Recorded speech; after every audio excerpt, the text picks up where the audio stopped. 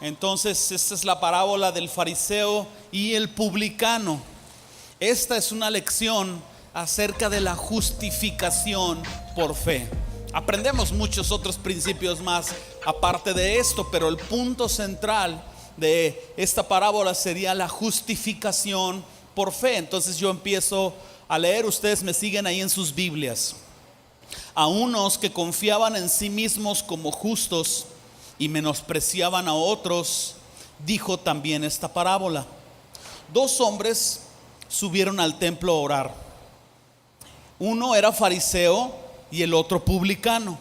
El fariseo, puesto en pie, oraba consigo mismo de esta manera: Dios, te doy gracias porque no soy como los hombres, ladrones, injustos, adúlteros, ni aun como este publicano. Ayuno 2 veces a la semana, doy diezmos de todo lo que gano. Mas el publicano, estando lejos, no quería ni aun alzar los ojos al cielo, sino que se golpeaba el pecho diciendo: Dios, sé propicio a mí, pecador. Os digo que el publicano, descendió a casa justificado antes que el otro, porque cualquiera que se enaltece será humillado, y el que se humilla será enaltecido. Yo creo que el principio de esta parábola nos dice tanto, nos dice todo, ¿verdad? Jesús propone esta parábola a unos que confiaban en sí mismos como justos y menospreciaban a otros. Y este es un concepto que va de la mano. Cada vez que nosotros nos sentimos mejor persona que alguien más, sentimos que ese alguien más tiene tantas cosas mal que debe de corregir y nosotros no tenemos nada que corregir. Cada vez que nosotros tenemos este sentir, pasa este efecto en nosotros, que tenemos menosprecio por esa persona, nos sentimos justos nosotros también y empezamos a menospreciar a las demás personas. A confiar en nosotros mismos, ¿verdad? Sentirnos que somos espirituales o que ya alcanzamos un punto de madurez, no es necesariamente un sinónimo de fe, tampoco es un sinónimo de un estandarte de pasión por Dios o de santidad. Es todo lo contrario. Son sinónimos, son síntomas del orgullo y de la religiosidad que de vez en cuando brotan en el corazón de algunos cristianos y que seguramente están en aquellos que todavía no han rendido su vida a Cristo. La autoconfianza, el sentirse que uno puede vivir sin la intervención de Dios, es un efecto que viene desde el principio de la creación. Adán y Eva están ahí y está el árbol del conocimiento del bien y del mal. La serpiente les dice: si ustedes comen de este fruto serán como dioses. Empieza a entrar en ellos una idea de independencia, de decir, bueno, tal vez nosotros podemos por nuestra cuenta. ¿Y qué es lo que sucede? Que ellos cometen el pecado original y esto se ha manifestado en el ser humano hasta el día de hoy. También aparece en nosotros de vez en cuando ese sentir de menospreciar a las personas. ¿Qué sucede? Que también es una consecuencia de la caída. Hay una tendencia natural, la gran mayoría de nosotros, siendo bien sinceros, antes de Cristo y después de Cristo, hay una tendencia natural en evadir nuestra responsabilidad. Cuando alguien viene y nos confronta, lo primero que hacemos es defendernos. Cuando alguien viene y nos dice: oigan, es que hubo varios que hicieron esto y lo otro. ¿Y qué sucede desde las épocas antiguas en la secundaria? Luego, no, es que los de tercero lo hicieron, ¿verdad? Luego extender el dedo para apuntar hacia otras personas. Es una tendencia que rápido surge de nosotros, el agrandar las faltas de todos los demás para que entonces nuestras faltas empiecen a ser cada vez más pequeñas. Es como alejarnos de un punto, ¿verdad? Si nos alejáramos de una montaña, esa montaña parecería tan chiquita. Si nosotros nos alejamos de nuestra responsabilidad, la empezamos a minimizar aparentemente y nos acercamos tanto a las faltas de todos los demás. Este fenómeno o síndrome de todos están mal menos yo aparece en nuestros corazones de tiempo en tiempo. Entonces déjenme entrar poco a poco aquí a la parábola. Vamos a hablar de los personajes de esta parábola. Cuando nosotros leemos esta parábola vamos a ver personajes representativos del judaísmo o de la época de Israel que estaban viviendo. Encontramos al fariseo. Ustedes han oído ya por varios domingos acerca de los fariseos. Era un defensor de la identidad judía. Los fariseos era un grupo que se formó por iniciativa de ellos, no porque la ley de Dios dijera, sino ellos quisieron juntarse. Y ellos eran como una especie de policía religioso que se dedicaba a ver quién sí, quién no, quién cumplía, qué ordenanzas se habían hecho. Eran, como Jesús lo citó, sepulcros blanqueados. Por fuera se veían hombres de fe, pero por dentro estaban pudriéndose o estaban muertos. Jesús les llamó hipócritas y les dijo quién sabe qué tantas cosas más. Y aquí está el primer personaje, ¿no? Este fariseo que por excelencia, ¿verdad?, era muy condenador para con las personas. Había tanta lucha en la gente de Israel porque pues querían agradar a Dios, pero estos fariseos eran tan opresores que había lucha entre si los querían o no. Tenemos al otro personaje que de veras no hay ni a cuál irle, un publicano. Un publicano era un israelita que trabajaba para el Imperio Romano. Si nos ubicamos en el contexto de la historia de lo que está sucediendo en ese momento, Israel había sido conquistado por el Imperio Romano y naturalmente el Imperio Romano no estaba ahí gratis. La idea de conquistar era de poder tener recursos, y el Imperio Romano establecía sus propios impuestos. En una ocasión le preguntan a Jesús si es lícito darle impuesto al César. ¿Recuerdan esa parte? Jesús les dice: denle al César lo que es de César y a Dios lo que es de Dios. El Imperio Romano tenía sus impuestos y el Imperio Romano puso a los propios, algunos de los judíos, a cobrar estos impuestos. Ustedes se deben de imaginar a un publicano, corruptos, ladrones, tenían el respaldo del ejército romano, así que eran abusones. De repente, de un día para otro, ya no es un denario, ahora son 2 denarios. ¿Por qué? ¿Cómo? Cállese o le cobro 3, como en recaudación de rentas. No, está bien, soy conejo. 2 denarios. Replaqueo, no, de volada, replaqueo. Estos publicanos eran corruptos, se enriquecían a costas de los demás. Naturalmente eran perversos, eran tremendos. El pueblo no los quería. Encontramos que estos publicanos eran personas, como decimos por ahí, de lo peor, traidores a la patria. Piensen en un ciudadano israelita normal que ve a un publicano. No solo lo veía como ladrón y como corrupto, sino como un traidor. O sea, estás trabajando para los romanos que nos están oprimiendo. Entonces, qué interesante es el planteamiento de esta parábola. Yo quiero hacer una nota aparte.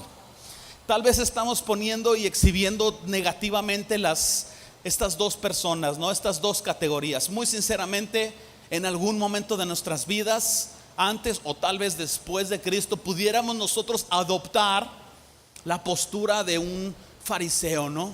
Extendemos el dedo y condenamos a los demás. En algún otro momento de nuestras vidas tal vez pudiéramos tomar la postura de un publicano, ¿verdad? Robamos o extorsionamos o somos corruptos en muchas cosas. Pero cuando vemos los registros del Nuevo Testamento, encontramos que ni el fariseo ni el publicano como categoría, es decir, no por el hecho de que tú seas fariseo o por el hecho de que tú seas publicano, estás fuera del rango de la misericordia de Dios. Cuando nosotros ponemos atención al registro bíblico, nos damos cuenta que hay fariseos que se convierten a Cristo y hay publicanos que se convierten a Cristo. Déjenme citar algunos. En el capítulo 3 del Evangelio de Juan, no lo tienen que buscar, está Nicodemo acercándose de noche a Jesús. Nicodemo era fariseo. Y Nicodemo se acerca al maestro a confirmar que él era el Cristo, a preguntarle sobre la vida eterna. Y ese famoso versículo de Juan 3:16 que todos sabemos y todos hemos leído, está en medio de la conversación de Jesús con este fariseo, porque de tal manera amó Dios al mundo. Y Nicodemo, yo estoy viendo que está reconociendo a Jesús, rindiéndose, encontrando salvación.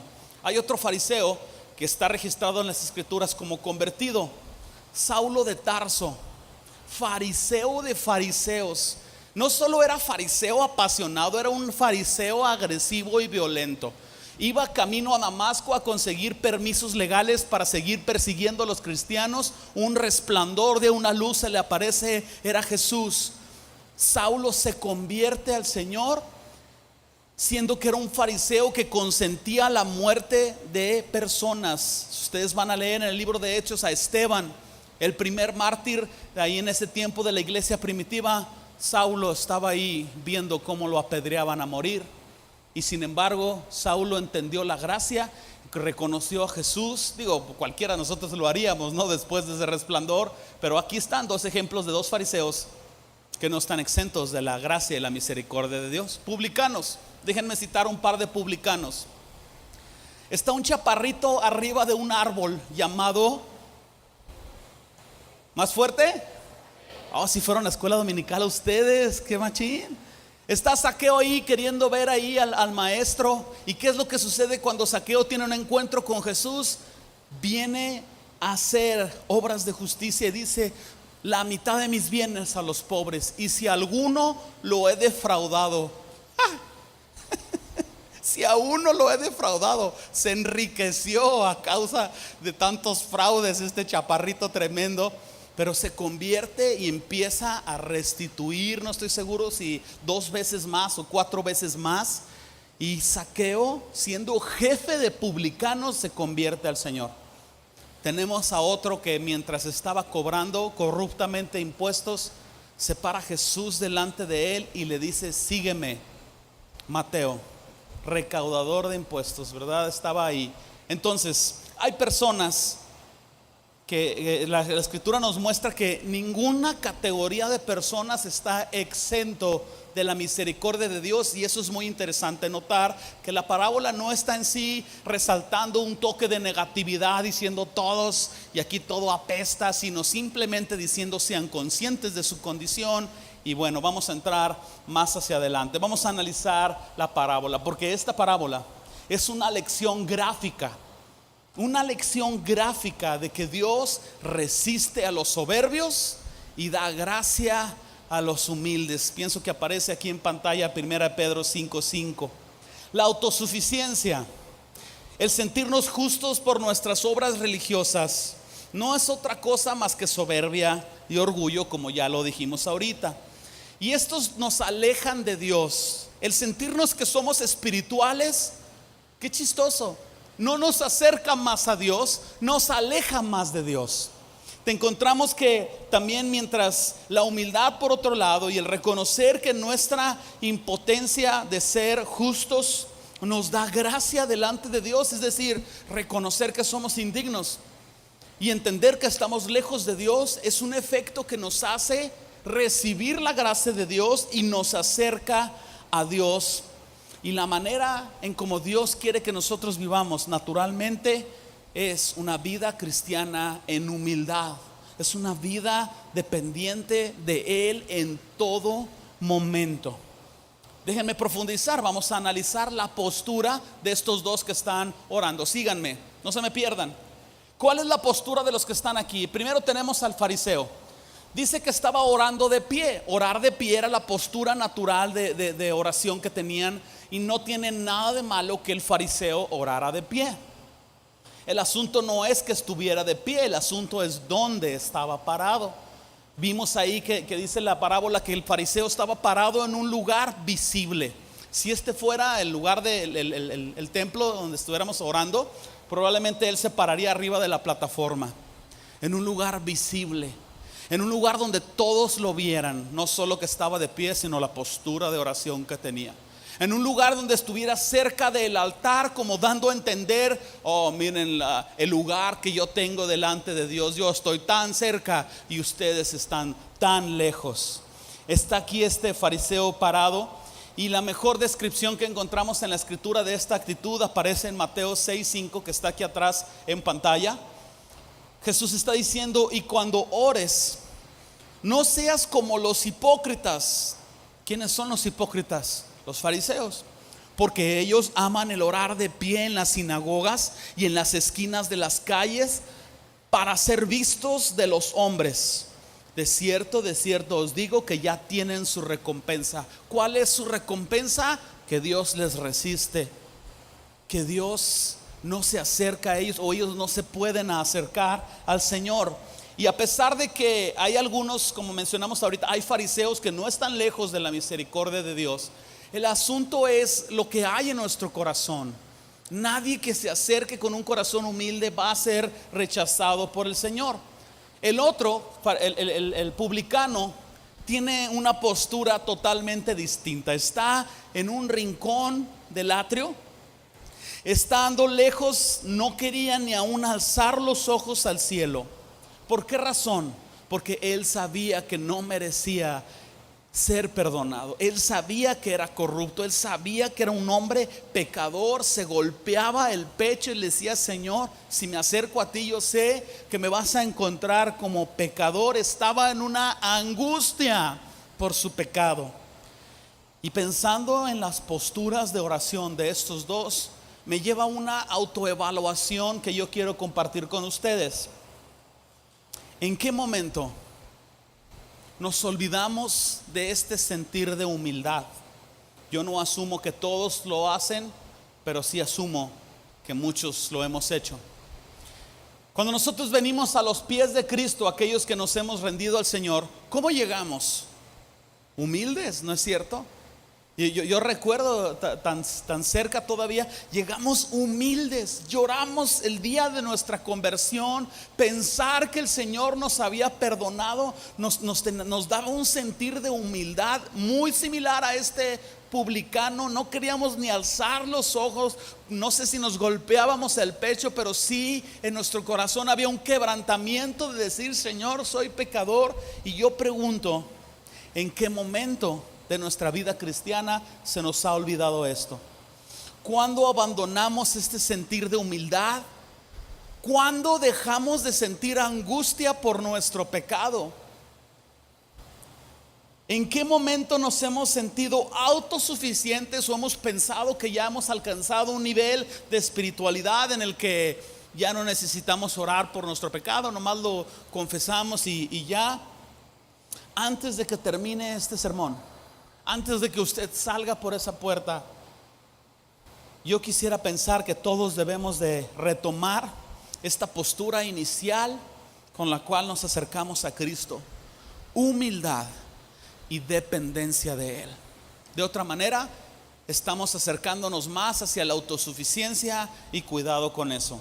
Acompáñenme a analizar ahora las oraciones de estos dos hombres.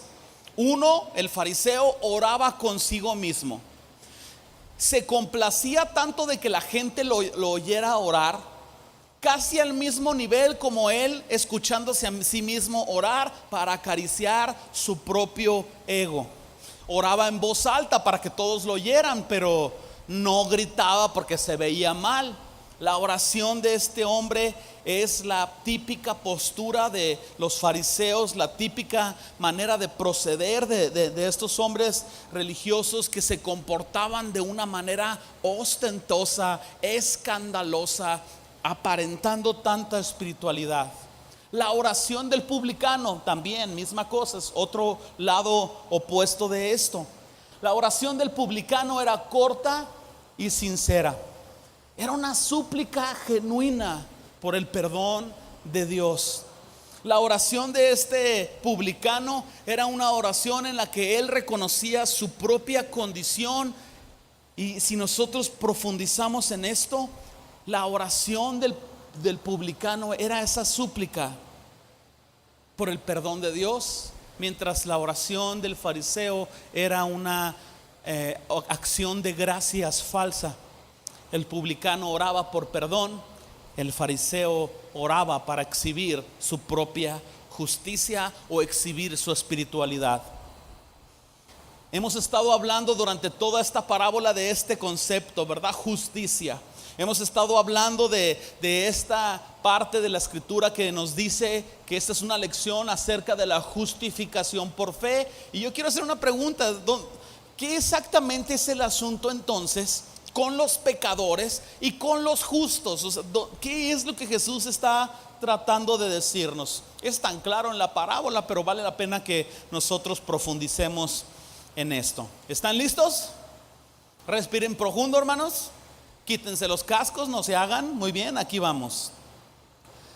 En la mente de un fariseo, que Jesús contara esta parábola, en donde el peor de los pecadores desciende justificado, y que el mejor de los líderes espirituales no desciende justificado, es una bofetada a su orgullo y a su religiosidad. Este fariseo o estos que se creían justos debieron de haber sido tan ofendidos porque tenían su propio sistema de autojusticia. Entonces, los fariseos y estos hombres que confiaban en sí mismos como justos simplemente no podían concebir o entender que hubiera una perfecta expiación por los pecados.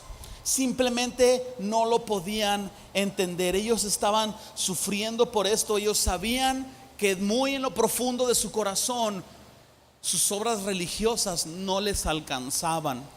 Y tú me preguntas a mí, ¿cómo sabían? La manera de comportarse no parece. Lo sé porque Dios nos ha dado la conciencia. Dios ha puesto su ley no solo en palabras. Dios ha puesto su ley en nuestra conciencia. Ojo con esto. Vamos a pensar que alguien nunca ha leído la Biblia, nunca ha leído los 10 mandamientos, no matarás, nunca ha leído sobre la condenación, y está de repente en un conflicto personal y asesina a una persona, o va manejando borracho y atropella a un niño y muere. La gran mayoría de los humanos sienten culpabilidad. ¿Alguien ha visto el efecto? Se vuelven alcohólicos porque no pueden con la culpabilidad. Entran en lapsos de depresión porque no pueden con la culpabilidad. Están en prisión y dicen lo merezco. No pueden perdonarse a sí mismos. ¿Alguien ha visto este efecto en las personas? Yo pregunto, ¿por qué? Porque su conciencia les da un dictamen de que algo de lo que hicieron por coraje, descuido, egoísmo, perversión, no está bien. Entonces yo tengo una fuerte teoría que los fariseos naturalmente sabían en su interior que no estaba bien su manera de vivir, pero esa voz de conciencia se silencia cuando nosotros estamos queriendo hacer obras y queriendo hacer esto y queriendo ser espirituales y queriendo agradar a Dios por nuestros propios hechos. Y lo que estos fariseos hacían era ese efecto de todos están mal, yo estoy bien. Porque al minimizar sus culpas, esa voz de conciencia se silenciaba. Entonces lo que hacían estos fariseos era medir su propia justicia con la de los demás. Y cuando hacemos esto, siempre habrá uno que otro que anda para el arrastre, ¿verdad? Siempre hay un borrachín por ahí que dice, yo no soy un alcohólico. Si yo hasta voy ahí a Pan de Vida, ahí con donde tienen aire nuevo, ahí yo voy, ¿verdad? Y nos medimos ahí con una mujer greñuda en otro rincón por ahí, vieja chilapastrosa, mire, seguro ni se bañó, ¿no? Yo me bañé para ir a Pan de Vida. Y a lo mejor estoy diciendo ejemplos muy tontos, pero ustedes saben que una y otra vez tenemos esa tendencia de medir nuestra justicia con los demás. Y vemos a 2, 3 que andan para el arrastre, los de esta sección del aire. No es cierto, no es verdad, ustedes ya dijimos, son los machines.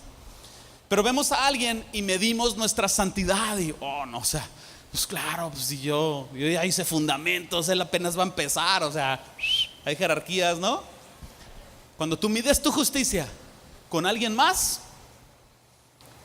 algunas veces vas a salir vencedor. ¿Qué pasa cuando tú mides tu justicia con el alto y sublime? ¿Qué pasa cuando tú mides tu santidad con la santidad de Dios? Te voy a decir algo, una y otra vez vas a salir perdiendo. Aunque seas el pastor de una iglesia y el apóstol de apóstoles y lo que tú me quieras decir, tú mide tu santidad con el Jesús, con el Dios santo y reverente, y tú terminas entendiendo cuál es tu posición y el terreno que te falta por recorrer. Lo interesante de todo esto es que Jesús está citando, voy a poner una vez más Mateo 5:20. Bueno, voy a poner un versículo más en la pantalla, quiero agilizar los tiempos. Mateo 5:20 aparece aquí en pantalla, si está. Jesús está diciendo esto: pero yo os digo que si vuestra justicia no fuere mayor que la de los escribas y fariseos, no entraréis en el reino de los cielos. Tiempo, no se pierdan. Estamos analizando qué es este asunto con la justicia de Dios y los pecadores. Jesús está diciendo que si nosotros queremos agradar a Dios, nuestra justicia tiene que ser mayor que la de los escribas y fariseos. Tiempo. Estos tipos ayunaban 2 veces por semana. La ley hebrea decía que era un día de ayuno nacional al año. Estos ayunaban 2 días por semana. ¿Qué hacemos? Para que nuestra justicia sea mayor que la de ellos, ¿qué hacemos? ¿Ayunamos 3 días? Ellos daban el 10% de todo lo que recibían. No es en sí algo malo, lo que era malo era exhibirlo. ¿Qué hacemos? ¿Nos vamos al 20%? Abrimos la cartera para sacar los billetes de 500 al dar la ofrenda, lo hacemos aquí enfrente para que todos lo vean. ¿Qué hacemos? Nos esforzamos más, oramos más fuerte, oramos más enfrente, hacemos más obras. Imposible. La única manera en que nuestra justicia pueda ser mayor que la de estos escribas y fariseos es que nosotros podamos recibir la justicia de Dios. Solamente hay el nivel humano y el nivel divino. Humanamente tú podrás hacer todo lo que tú quieras. Pelónate como Gandhi, todo respeto. No comas por 40 días. Haz obras humanitarias. Haz lo que la Madre Teresa, con todo respeto, haz lo que tantos hicieron por tantas personas. No puedes al nivel humano. Tú necesitas recibir la justicia de Dios. Y cuando tú y yo recibimos la justicia de Dios, ¿sabes cómo se le llama esto? Justificación. Y esta parábola es precisamente una lección de cómo tú puedes adquirir una posición correcta delante de Dios. Entonces, eso nos lleva a otra pregunta: ¿cómo puede alguien miserable y pecador ser justificado delante de Dios? ¿Cómo adquirimos esa justicia de Dios? Mi justicia no alcanza. ¿Cómo adquiero la justicia de Dios? Muy sencillo: reconociendo la obra de Cristo en tu vida, entendiendo lo que Jesús hizo, que Él no tenía pecado, Él se hizo hombre, no pecó. Todo lo que Adán no lo pudo hacer en el huerto, Jesús lo hizo en el desierto. Todo lo que nosotros no podíamos hacer, Jesús lo hizo en la cruz. Él recibió el castigo, yo no recibí ningún castigo. Él resucitó, yo tengo una nueva posibilidad de ser libre del pecado. Esta es la única manera de entender esta verdad del evangelio y entender que no hay nada que yo puedo hacer para que Dios me ame más. Entender que únicamente debo de creer con sinceridad en mi corazón que Jesús lo hizo por mí. Ahí en sus Biblias, que dijeron, puro pizarroncito, hermanos, abran sus Biblias para que no se me empolven. Romanos capítulo 3 versículo 20.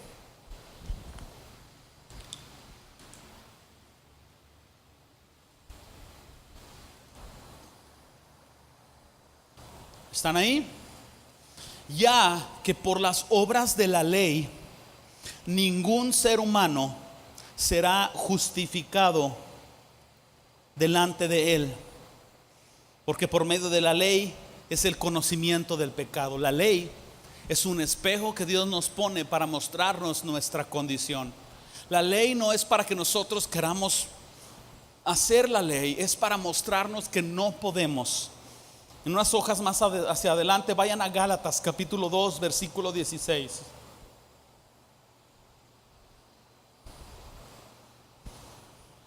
Gálatas 2:16. ¿Están ahí?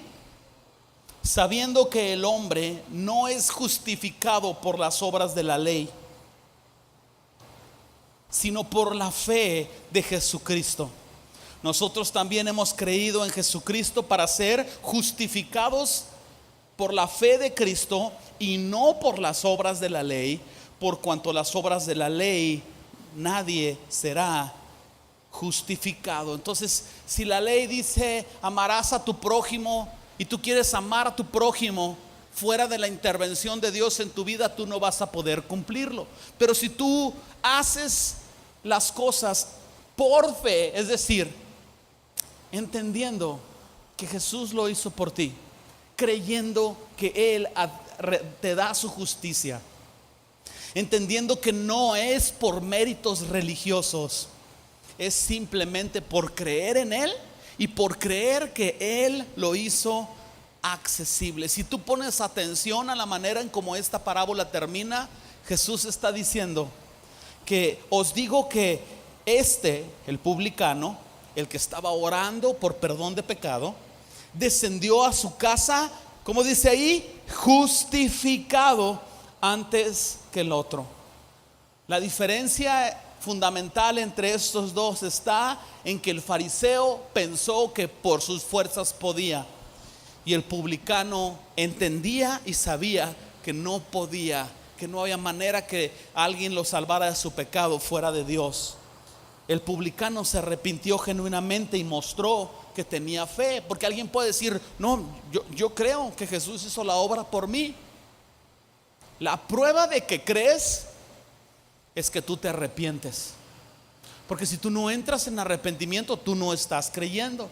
El fariseo estaba buscando hacer algo para Dios, mientras que el publicano estaba buscando que Dios hiciera algo por él.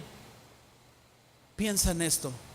El fariseo estaba buscando hacer algo para Dios, mientras que el publicano estaba esperando que Dios hiciera algo por él. Y este es el principio o la diferencia que hay entre la fe en Jesucristo y cualquier otra religión, cualquier otro sistema religioso en el mundo. A través de los siglos hay una diferencia. ¿Por qué? Porque en todo sistema religioso, discúlpenme, religión católica, mormones, testigos, hinduismo, el islam, todo sistema religioso tiene sus fundamentos en lo que el hombre hace para su Dios. Un sistema de conducta moral, un sistema de sacrificios, una lista de requisitos que se tienen que hacer, una lista de cosas que se tienen que cumplir. Y en la fe en Jesucristo no es lo que nosotros podemos hacer por Dios, eso es lo que Él ha hecho por nosotros. No hay nada que tú puedas hacer. Él lo hizo todo. Lo único que Dios pide de ti es que te arrepientas y que creas. Y entonces la justicia de Dios, como si fuera una etiqueta, te es puesta a tu vida.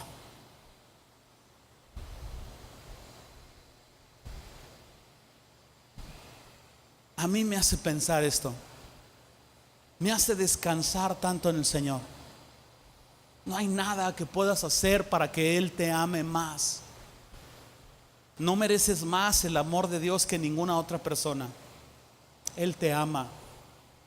Romanos 5:8 dice que aún siendo nosotros pecadores, Cristo murió por nosotros. El pecado no te separa del amor de Dios. ¿Hasta aquí vamos bien? ¿Estoy logrando explicarme? Síganme con esto. Entonces, si nada me separa del amor de Dios, ¿qué me falta? Reconocer. La clave de la justificación está en reconocer. Este publicano estaba reconociendo su pecado. Reconocer que somos pecadores, reconocer que no podemos en nuestras fuerzas, reconocer que necesitamos ser perdonados. Y cuando tú reconoces esto y pones atención a este asunto de que el Señor te justifica gratuitamente, cuando tú reconoces, tú estás entrando por esa puerta a la salvación que se llama fe. El evangelio verdadero conduce a los pecadores al arrepentimiento. Ojo con esto. Pero no es suficiente para nosotros como cristianos decirles a los pecadores: Dios te ama y tiene un plan maravilloso para tu vida. Es verdad, Dios los ama. Es verdad, Dios tiene un plan maravilloso para sus vidas. El asunto es que esta frase está incompleta porque nos brincamos la parte más importante, que es que las personas tengan un encuentro con su pecado. Yo sé que las personas se condenan, y quizás es por nuestra ineficiencia al mostrar la palabra de Dios. Pero es necesario que las personas se ofendan por su pecado.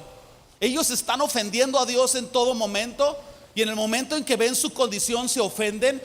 El evangelio es un mensaje de confrontación para el hombre. El evangelio es un mensaje de entendimiento, que no puedo en mis fuerzas, que soy pecador, y sin que una persona reciba primero las malas noticias de su pecado, no puede entonces recibir las buenas noticias de Jesús. Todos tenemos esta necesidad de ser perdonados. El asunto es que no todos lo reconocemos. En pantalla aparece Marcos 2:17. Los sanos no tienen necesidad de médico, dijo Jesús, sino los enfermos. No he venido a llamar a justos, sino a pecadores. Piensa en lo que estoy diciendo en relación a este versículo. Jesús no ha venido a llamar a nadie que no reconoce que está enfermo. Todos están enfermos, pero Jesús no puede hacer una invitación a alguien que dice: ¿por qué voy a ir al hospital si yo no estoy enfermo? Entonces Jesús ha venido a llamar a los pecadores, porque los que se creen justos, el Señor no puede hacer nada por ellos. Su misericordia les alcanzaría, pero ellos no quieren reconocer. Yo creo que es bastante claro el mensaje de esta parábola. Una lección acerca de la justificación por fe. Si ponemos atención al final de esta parábola, para tener el final de este mensaje, Jesús dijo, lo vuelvo a citar nuevamente: os digo que este descendió a su casa justificado antes que el otro, porque cualquiera que se enaltece será humillado, y el que se humilla será enaltecido. El que se enaltece pensando que está en un cierto nivel en donde ya no tiene que, nadie le va a enseñar nada, él puede acusar a todos, todos están mal menos yo, se está enalteciendo. Pero aquel que se humilla reconociendo la constante necesidad que nosotros tenemos de Cristo, ojo con esto, aún después de la cruz en nuestras vidas, somos totalmente dependientes del Señor. Sí, su justicia se nos ha imputado por fe, pero todavía hay una pequeña o grande tendencia en nosotros a sentirnos autosuficientes, y tiene que haber un constante recordatorio en nosotros que nos haga sentir humildes y dependientes de Dios. No pienses que eres mejor que los demás. No pienses que eres perfecto. Piensa que necesitas ser perdonado, aquellos que no han rendido su vida a Cristo. Y piensa, si tú ya rendiste tu vida a Cristo, piensa que tú necesitas más de Dios y menos de ti, y que simple y sencillamente todo es por su gracia.